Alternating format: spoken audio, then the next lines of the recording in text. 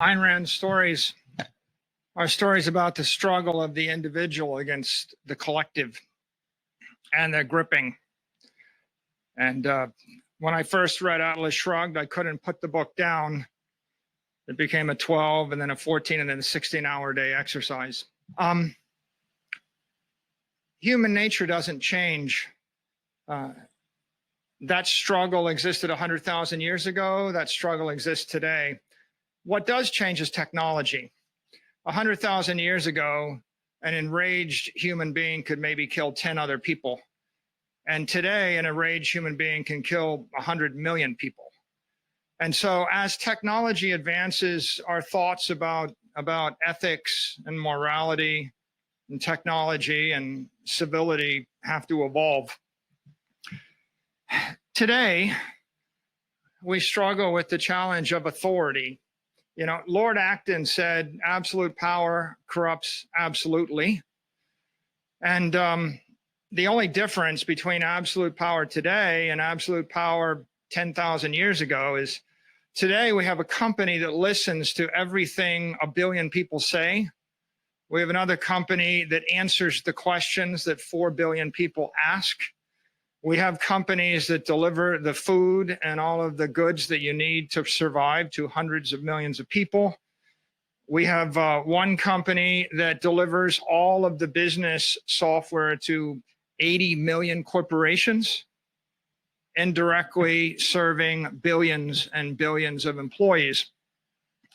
Now, I ask you the question, if you got ejected out of the third biggest country in the world, or if I denied you privileges to live in any of the 5 largest countries in the world, would your life go on? Probably. Now, what if you actually got canceled by Apple, Amazon, Facebook, Google tomorrow? The question is, would your life go on? Stop and think a little bit about what happens if they simply turned off your account, seized your photos, turned off your messages, took your documents. What if Microsoft just denied you access privileges? Could you run a business? Could you work? It's a big question. We've never had, I used to make the joke, Apple's the most valuable company in the world because there's never been a company in the world as valuable as Apple. It legitimately is the most valuable because it can change the lives of 1 billion people over the weekend by shipping some electricity. And that is not something we struggle with 100 years ago. So the question really is, what happens if this goes on? Companies get bigger, we got big tech, governments get bigger. As the companies get bigger, when the company serves 3 billion people, then that means one bureaucrat can make one phone call to that company and potentially turn off all of the information flowing to all 3 billion people over the weekend, right? This is it's a new idea, and it's a disturbing idea. The story of Atlas Shrugged is the story of individuals struggling against the collective, and eventually they realize it's a corrupt and a rigged game, and they can't succeed at it. And the solution that John Galt offers is to withdraw from the corrupt economy. So should we follow John Galt's example? Should we just withdraw from a corrupt economy? Can we? Well, obviously we haven't.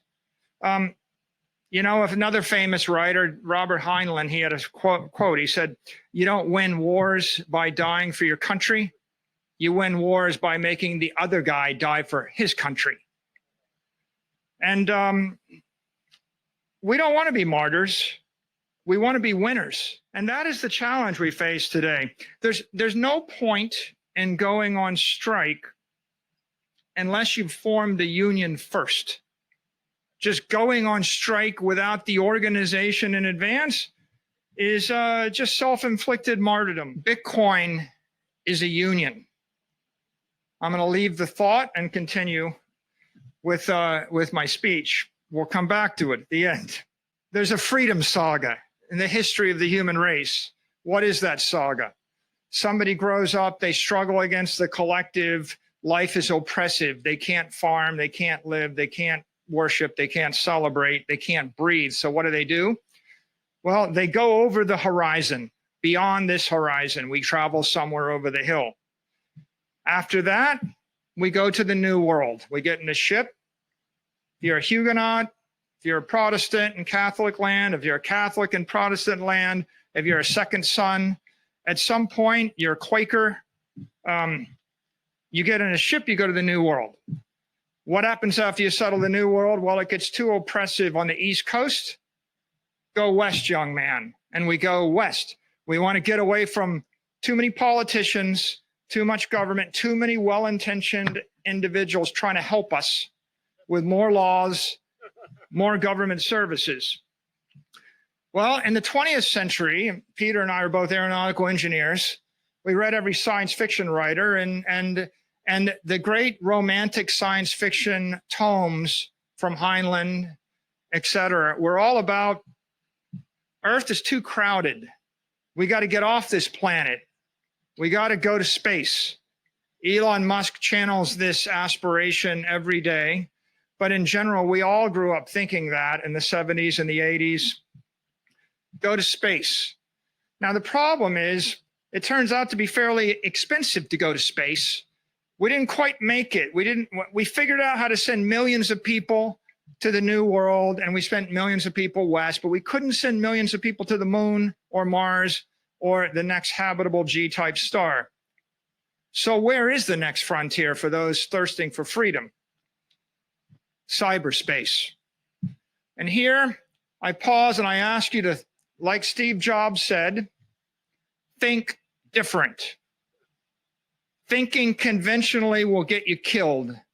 We will be martyrs. We will not be winners, right? If you want to die for your country or die for your cause, you can do that by thinking conventionally. If you want to win, you need to think unconventionally.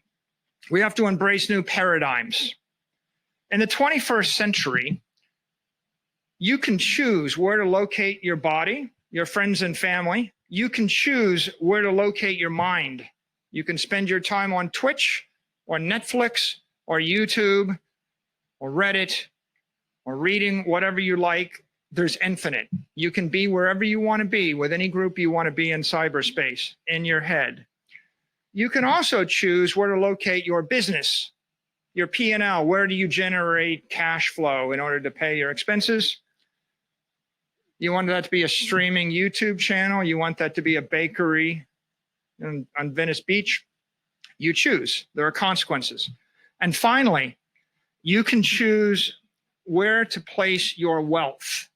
That is, what will your bank be? How will you store your life savings? Every dime that you earn this year will be stored where? You don't have to work where you live, and you don't have to think where you live, and you don't have to store. If you live in Venezuela and you make money in pesos, or sorry, in Bolivar, or if you live in Argentina and you're making pesos, you don't have to save your pesos in an Argentine bank. You could choose to place your wealth in a different location than your business interests while your mind is in one place and your body is in another. The idea of crypto, or the great achievement of Satoshi Nakamoto, is the concept of creating a truly decentralized network, giving it to billions of people, allowing people to in a decentralized way, protect that network, support that network, serve that network, benefit from that network, transcending the constraints of a CEO, a corporation, a country, a city, a company. What if we could create something which is truly utilitarian, egalitarian, economically and philosophically empowering computer network, created on the strength of the power of cryptography? And cryptography is a machine with a mechanical advantage. Instead of a Roman construction crane with 180-to-1 mechanical advantage that lets you move a one-ton block with your hands, we're talking about cryptography where it becomes billions or trillions of times harder to break the code than it is to create the code. It's a trillion to one advantage. It's a quadrillion to one advantage. If you can create a mechanical advantage in cyberspace, then you can create something which is going to transcend and beyond the reach of the collective. And you finally have a tool with which to fight back. Bitcoin is a shining city in cyberspace, and you can go there once you understand it. Bitcoin and objectivism, they have a common cause.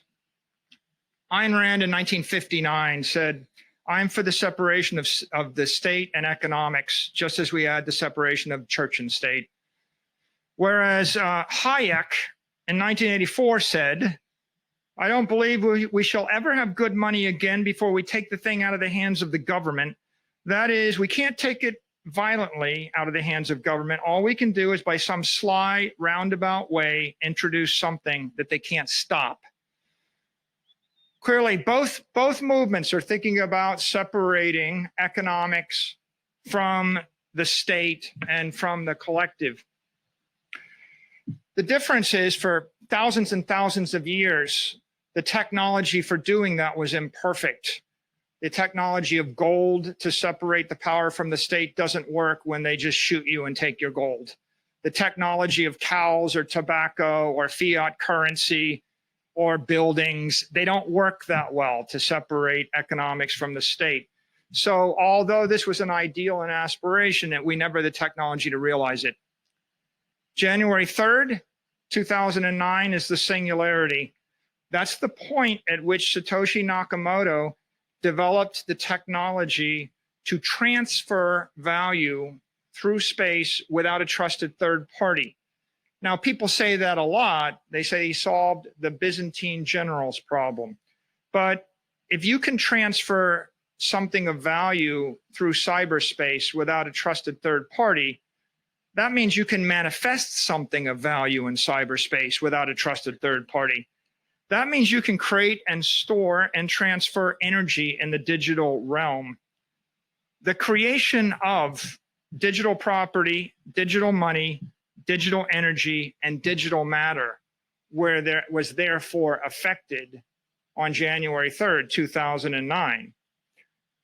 Most people don't realize this, but Satoshi opened a portal from the physical realm into the digital realm, and energy began to flow into cyberspace, bringing life to a formerly dead realm consisting only of shadows and ghosts, bringing conservation of energy and matter, objectivity, truth, time, and consequence into the digital realm, delivering property rights, freedom, and sovereignty that is separate from the physical and the political realm to humanity.